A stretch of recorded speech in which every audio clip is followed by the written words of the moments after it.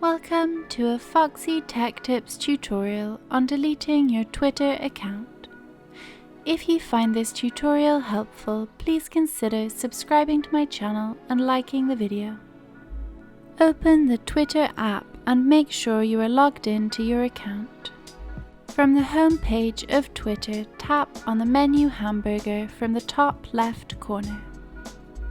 From the menu that opens, tap on Settings and Privacy. Tap on Account from the Settings and Privacy menu.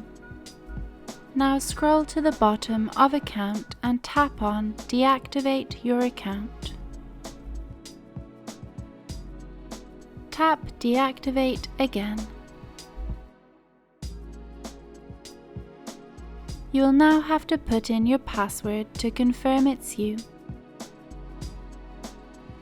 Then tap Deactivate again. Tap Yes, Deactivate on the pop-up.